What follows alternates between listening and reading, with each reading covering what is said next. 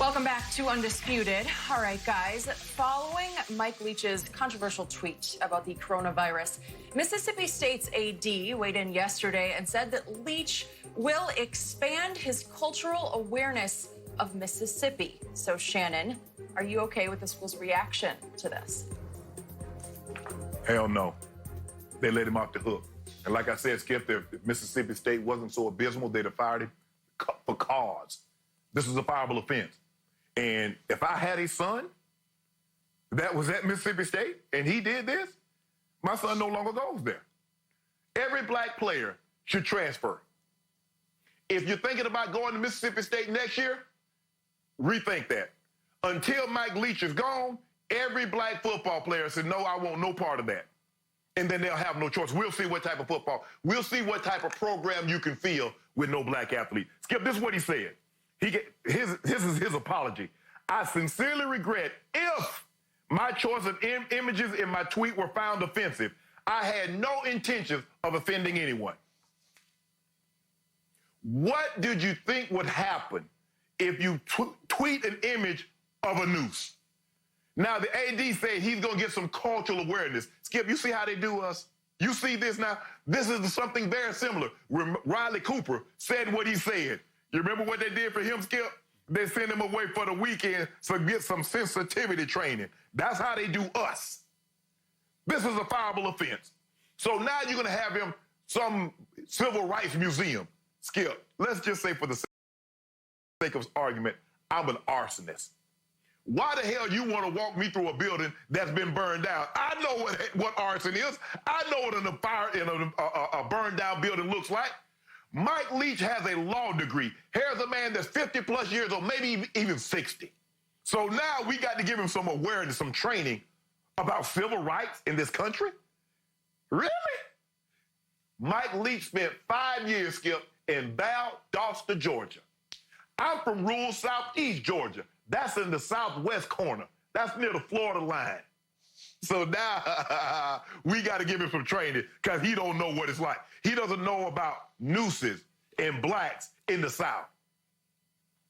Really, AD? Really? And you want us to believe that. So that's what you're going to do. You're going to give him some training. Every black kid should leave on the football team, should leave Mississippi State immediately. All black incoming recruits say, nah, I'm good, until that's the training I want him to have. I want him to have training on somebody else's job, not on this one. This is unacceptable. They copped out. Like I said, Skip, if they weren't terrible, they would have fired him. But no, I do not accept his apology. This is bull jive, and I'm still upset about this. I echo everything you just said. And for the record, once again, on ESPN the day after Riley Cooper was caught on cell video yelling the most evil word in the English language, and that's the N-word ending in the hard ER, the one that white people use to demean and degrade black people and have for centuries. After that, I said, Riley Cooper must go. He must be cut immediately. And we've had the great Michael Vick on our show on Undisputed saying that as captain of that Eagles team, he now regrets that he didn't make a stronger stand.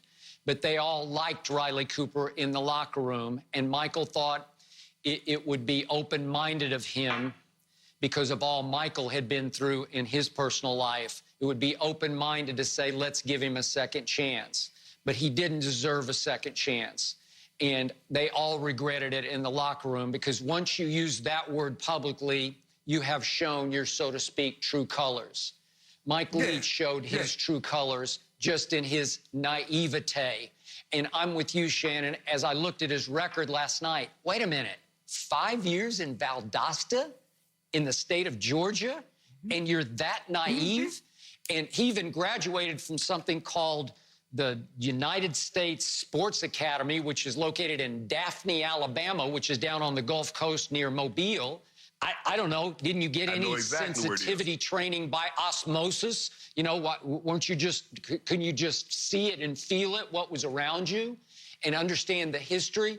This is a man who's an expert on 18th century pirates, but he doesn't understand the magnitude of what I consider the most evil symbol of the slavery era in this country. I can't even say the word noose. Yes. I just cringe when I say it, let alone for him to try to tweet it.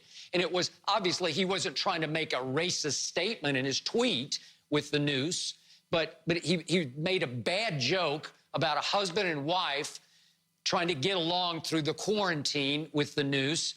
And it was just wrong on every level. But on the worst level, it was so wrong that I'm with you. It's a fireable offense because he should know better. Shannon, has not Mike Leach coached hundreds of African-American players all the way up the ladder in all of his stops at Iowa Wesleyan and in Kentucky, and as you said, Valdosta, and then the University of Oklahoma and Texas Tech and Washington State? You know, hundreds of black players he's coached. Well, wouldn't you have any more awareness of that? And for the AD to try to pass it off as, we're going to send him on sort of a listening tour of the campus where he can talk to our black students and get a better feeling about the history of ours. Baloney. What are you talking about? And I feel that we have to bring this up because it is part and parcel of Mike Leach's resume that in 2003, he read the book, what's the Donald Trump, How to Get Rich was the book in 2003 that Trump wrote. Leach read it on an airplane going to New York with his family for vacation, cold called Donald Trump, obviously it's long before he was president of the United States, and connected with him, and they hit it off and became buddies. He supported him, Mike Leach did, as Trump ran for president, obviously, in 2016, and then he defended him during the impeachment hearings. So on his resume is the fact he is a big Trump supporter to the point of being a friend of Donald Trump's. Well, that alone, on top of this, makes it really dicey for Mike Leach to be coaching in Starkville, Mississippi, and he already had one of his black players already go into the, as they call it, the transfer portal, and many have expressed their disgust over this via social media. So, Shannon, I'm with you. The reason they're defending him is because Mike Leach can be a pretty good football coach for a while at a school as he was at Tech and at Washington State. He was two-time Pac-12 Coach of the Year. Why is that? Because he can teach and coach an offense that is so inventive. It's actually so crazy that it's hard to defend. It's hard to get ready for Mike Leach's passing attack in a week. So he has the capability of pulling off upsets in college football, and Mississippi State is so down right now, to your point, Shannon, that they're hoping Mike Leach could pull off a couple of upsets a year to sort of keep them afloat with their donors in the Southeastern Conference. But I just think this is going to be so damaging going forward with his recruiting or even with his keeping his current players on the roster and in the program that I'm not sure how you can continue to defend this going forward. Skip, my thing is, and people always say, well, it's just a symbol. If it's just a symbol, why don't you have that symbol up in your coach's office? When people say, oh, the swastika doesn't mean anything, why don't you have it up? Why don't you have a big old picture of a noose in your office? Why don't you have a noose hanging from your vehicle? Because you understand the meaning behind it. Skip, there's a reason why for so long when blacks in Jim Crow South and back before, what did they do? If they wanted to send a message, what did they do? They either burned the cross or they hung the noose. Why would they do that? Because they knew the meaning behind it. And for Mike Leach and for this AD, for him to say if he offended someone, and for this AD to say, well, we're going to send him to some civil rights museum. So what? So he can understand what a night pot is, and so he can understand what... Man, then stop.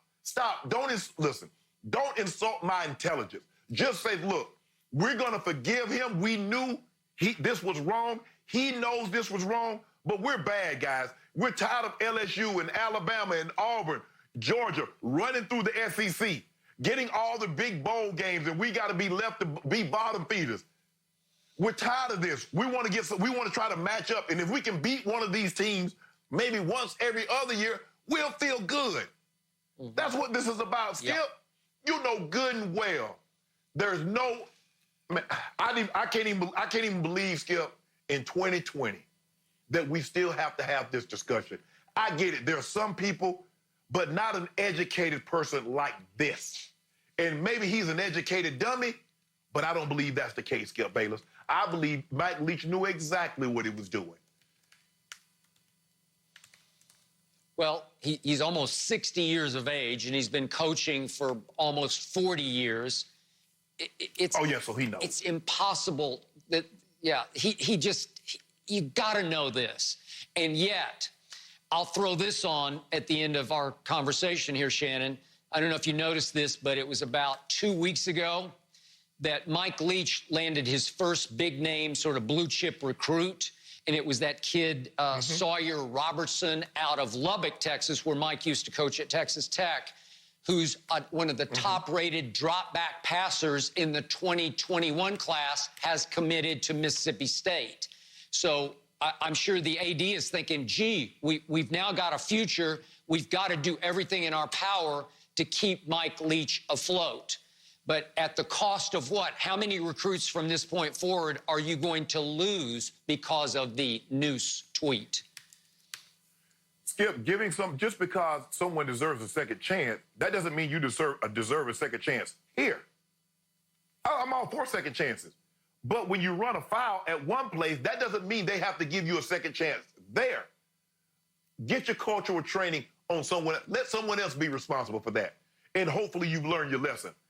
Like I said, Mike Leach, you think you're slick, bro, but you got a little, you got a little undercurrent. The little whistles that you be subtly tweeting out, whistling out, I'm reading through you, bro.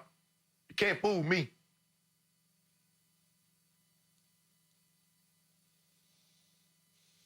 I think you said it best, Shannon. It's 2020. How are we still having this discussion? I think it'll be interesting if other players decide to transfer away from the program and how that'll affect everything. So. I'm going to shift gears to, I agree with you, Shannon, shift gears to a guy that I know Skip enjoys talking about, Kyler Murray. But is it actually true that he would be the third best QB taken in this year's draft class? I have a feeling you both have plenty to say. More Undisputed after the break.